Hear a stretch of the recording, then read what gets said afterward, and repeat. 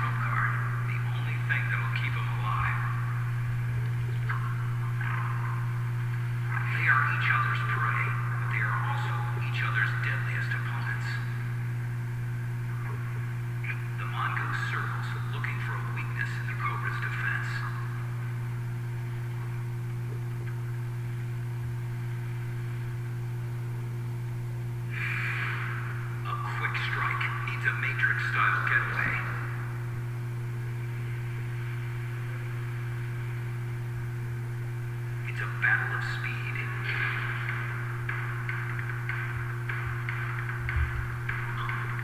The cobra tries intimidation, but it's not enough. They know that if either turns their back, they're... Okay, has it? I think it is fantastic. How do they get ready for the battle? Have you seen the changes on the tail of the mongoose and how did the cobra stand? And how does it start? Who is beginning or who is making the other or taking the other to a fight? And how do they fight? The climax is not there, let us see it later.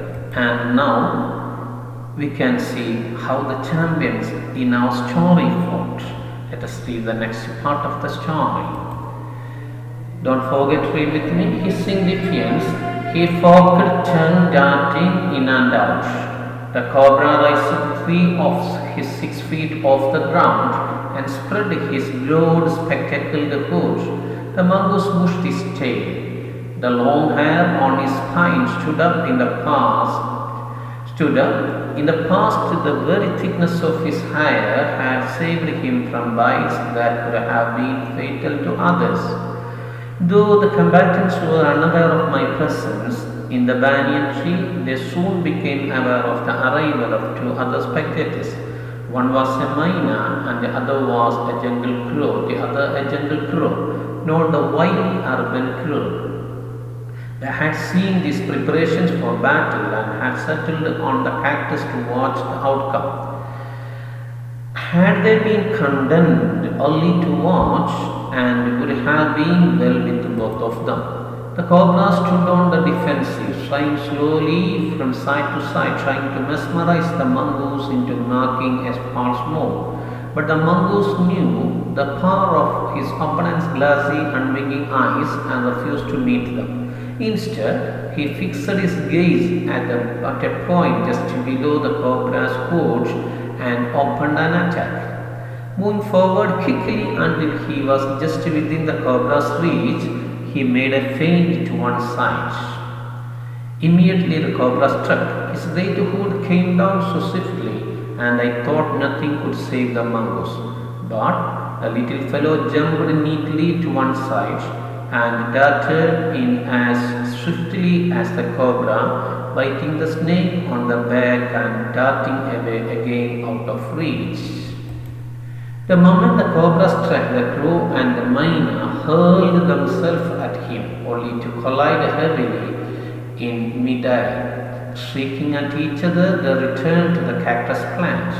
A few drops of blood glistened on the cobra's back. The cobra struck again and missed. Again the mongoose sprang aside, jumped in and bit. Again the birds dived at the snake, bumped into each other instead and returned shrieking to the safety of cactus.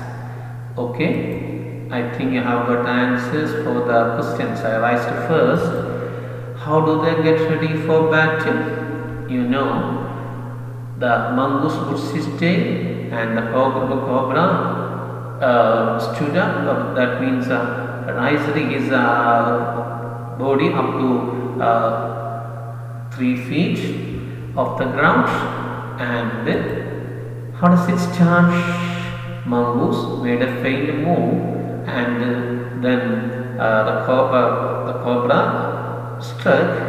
Then it attacked the mongoose.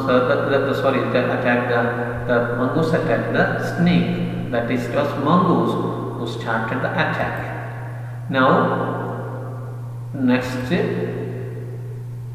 whether there were any other spectators, boy was there, and a myna and a crow were there. Then we can know more about the story. How many rounds are over now? Who is leading now? Let us read the story again silently and note the important words too.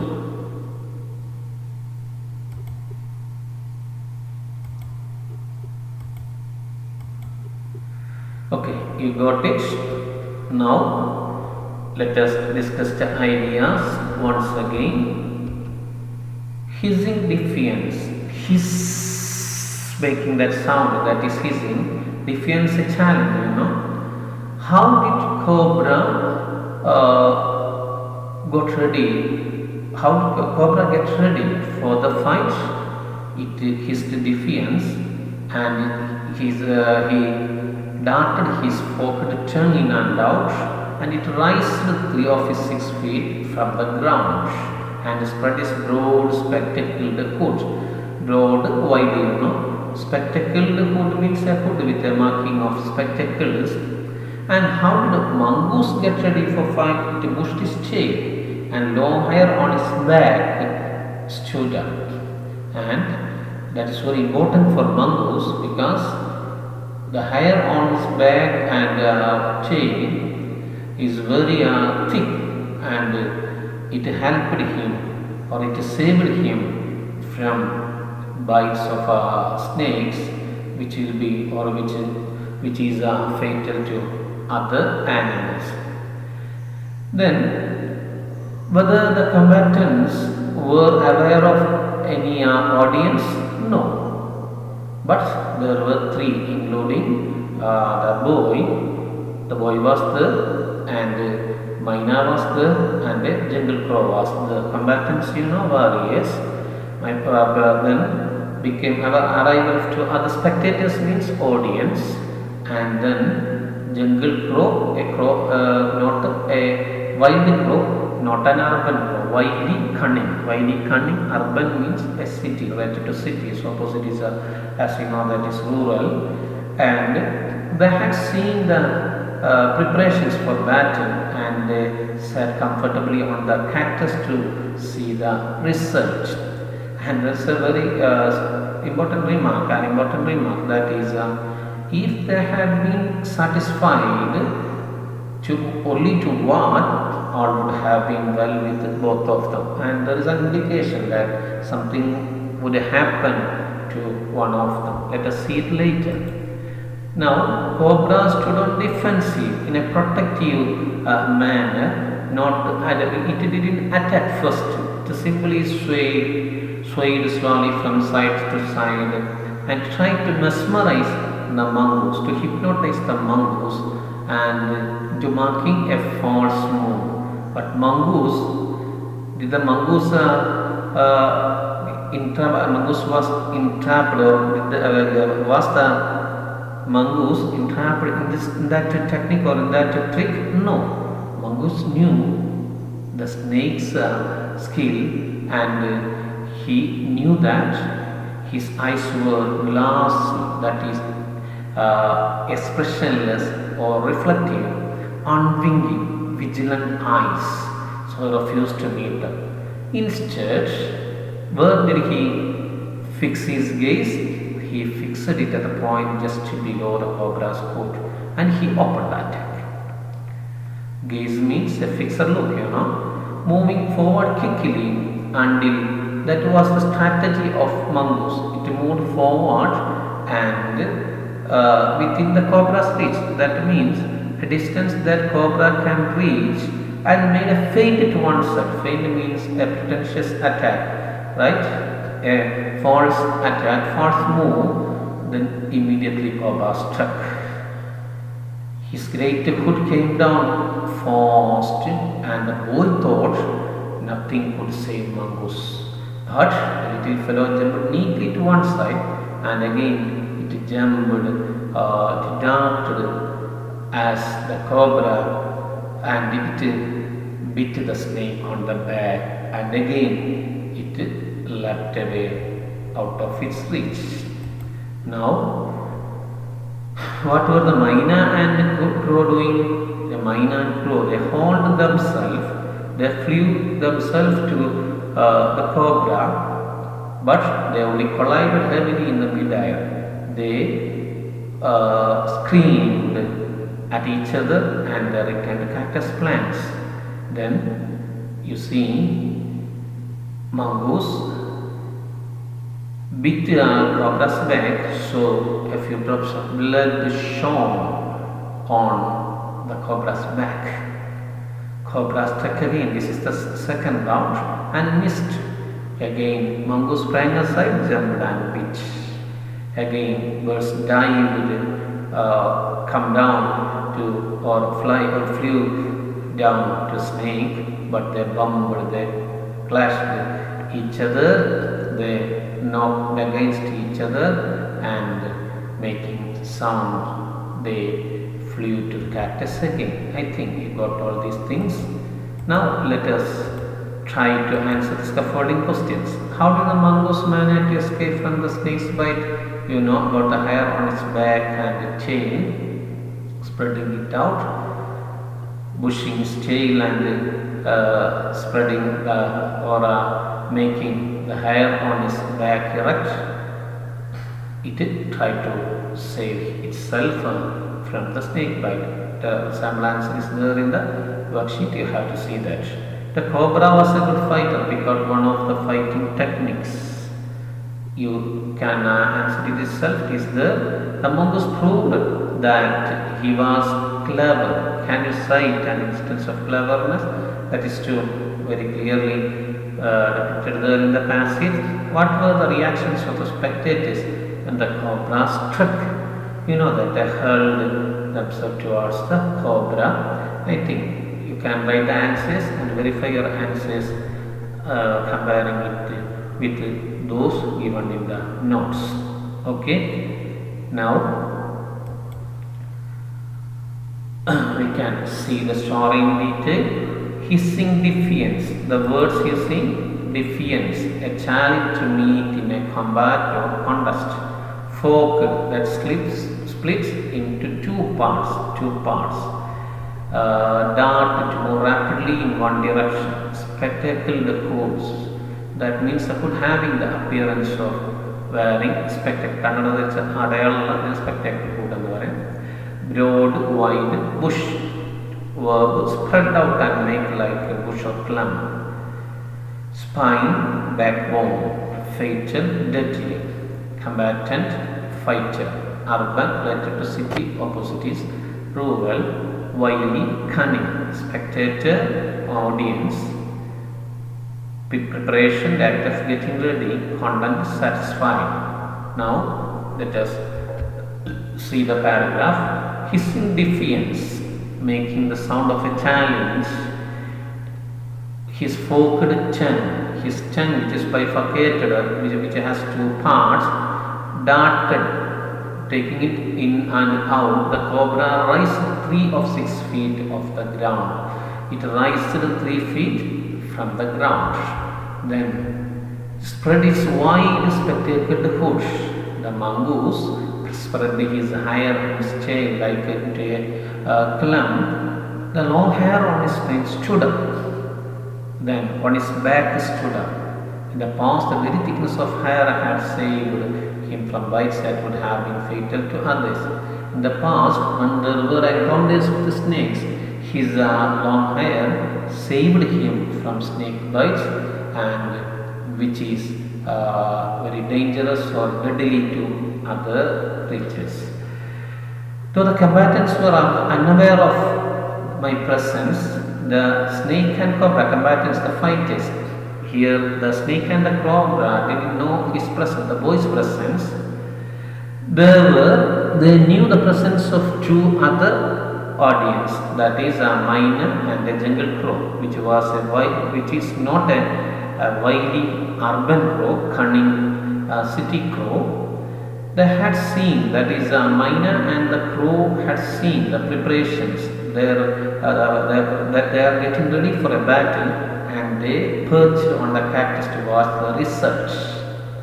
If they had been content only to watch, or would have been well with both of them, that there is an indication that something would happen to one of it. Let us see it later. Now this is a mongoose, his tail and his hair, everything you can watch, right? Now this is the cobra. His hood will be there, and there will be a mark like this, that is just like spectacles. So we mention as a spectacled hood. I think you got it. Now, next paragraph, defensive, protective, പ്രതിരോധിക്കാനാണ്. Its opposite is offensive. Sway, to move one side from side to side. Mesmerize, hypnotize, വശീകരിക്കുക. Glassy, reflective or expressionless, നിർവികാരമായ. And unwinking, not winking. Vigilant, right? Gaze, that is a fixed look. And feign, an attack aimed at one place or point merely as a distraction from a real place or point of attack. A feigned attack. Out of reach, far away. Opposite is within reach, close. Okay, shall we see it? The cobra stood on defensive. It was in a defensive manner. It was in a defensive position. It moved slowly from side to side and tried to hypnotize the mongoose into marking a false move. But mongoose knew the power of snakes, expressionless and vigilant or unwinking eyes without not winking eyes, so he refused to look at that. Instead, it looked at a point just below the cobra's foot and opened the attack. Moving forward quickly until he was just within the cobra's reach, he made a false move. Immediately the cobra struck. We have seen that in that video.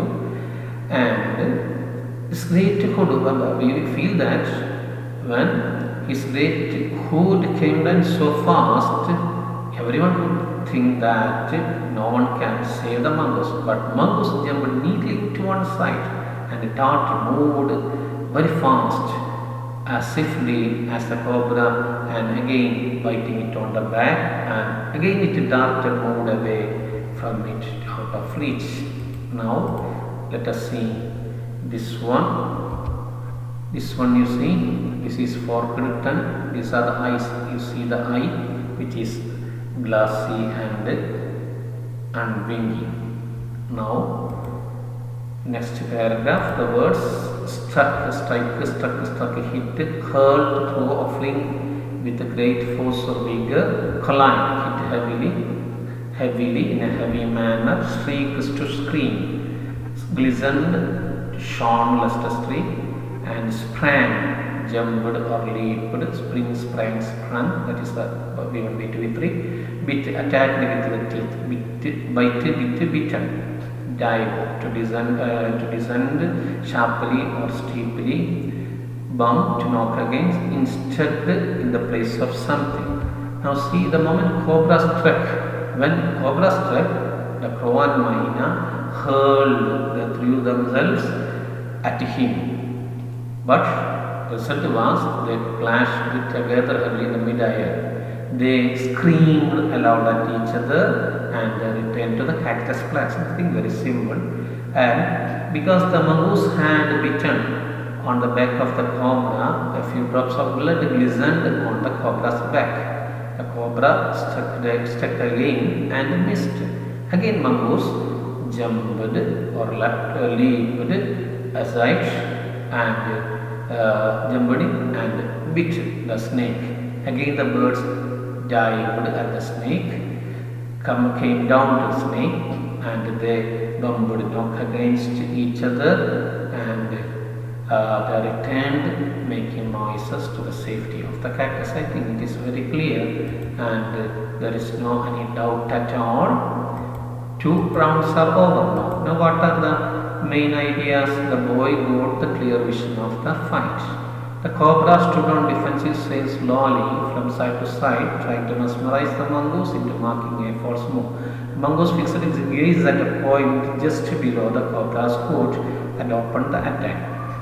The cobra struck, but the mongoose jumped neatly to one side, darted in and bit the snake on the back. The crow and the myna witnessed the fight, and they were excited to take part in the fight. But on their fight, they clashed against each other and returned to perch. I think it is very clear. Now, we have watched this fight so far. write a short paragraph on the fighting techniques of the cobra and the snake. This is the assignment. You have to do that. It's very simple. You can write yourself. Now watch it.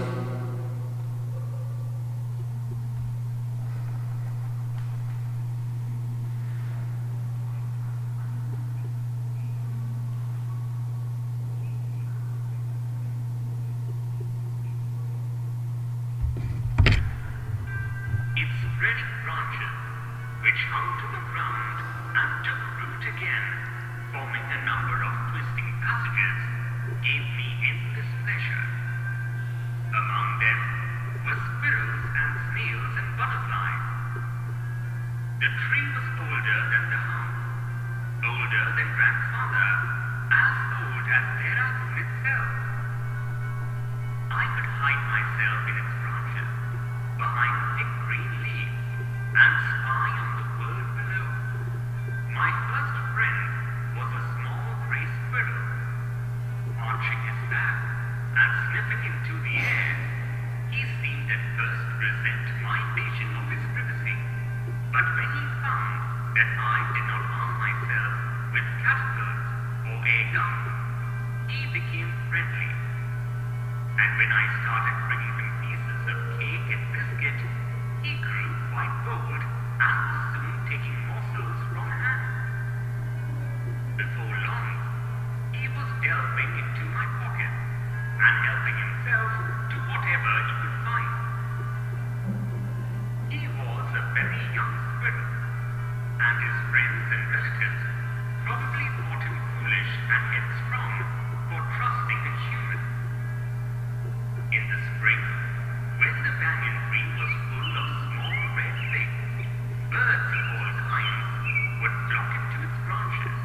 The rare cotton bulbul, cheerful and greedy, parrots, myna, and crows squabbling with one another. During the fig season, the banyan tree was the noisiest place in the garden.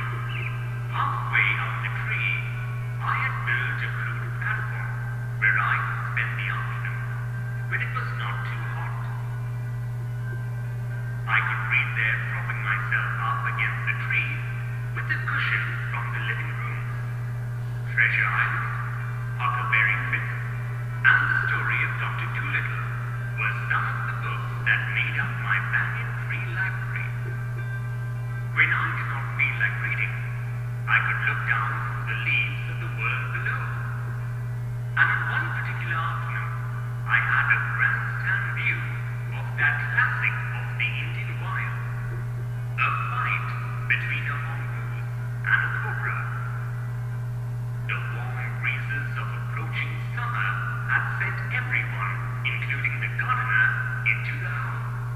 I was feeling drowsy myself, wondering if I should go to the pond and have a swim with Ramu and the buffaloes, when I saw a huge black cobra gliding out of a clump of cactus. At the same time, a mongoose emerged from the bushes and went straight for the cobra. In a clearing beneath the banyan tree, in bright sunshine, they came face to face. The cobra knew only too well that the gray mongoose, 3 feet long, was a superb fighter, clever and aggressive. But the cobra, too, was a skillful and experienced fighter. He could move swiftly and strike with the speed of light. And the sacks behind his long, sharp fangs were full of deadly poison. It was to be a battle of champions. Hissing defiance, his forked tongue darting in and out, the cobra raised 3 of his 6 feet off the ground and spread his broad, spectacled hood. The mongoose pushed his tail. The long hair on his spine stood up. Though the combatants were unaware of my presence in the tree, they were soon made aware of the arrival of 2 other spectators. One was a myna, the other a jungle crow. They had seen these preparations for battle and had settled on the cactus to watch the outcome. Had they been content only to watch, all would have been well with both of them. The cobra stood on the defensive, swaying slowly from side to side, trying to mesmerize the mongoose into making a false move. But the mongoose knew the power of his opponent's glassy, unwinking eyes and refused to meet them. Instead, he fixed his gaze at a point just below the cobra's hood and opened the attack. Moving forward quickly until he was just within the cobra's reach, the mongoose made a pretended move to one side. Immediately, the cobra struck. His great hood came down so swiftly that I thought nothing could save the mongoose. But the little fellow jumped neatly to one side and darted in as swiftly as the cobra, biting the snake on the back and darting away again out of reach. At the same moment that the cobra struck, the crow and the myna hurled themselves at him, only to collide heavily in midair. Shrieking insults at each other, they returned to the cactus plant. A few drops of blood glistened on the cobra's back. The cobra struck and missed. Again the mongoose sprang aside, jumped in and bit. Again the birds dived for the snake, bumped into each other instead, and returned shrieking to the safety of the cactus. Okay, hope you have learned what we have discussed. Thank you for watching, and notes and explanations are there. You can see it. Meet you again. Till then, goodbye.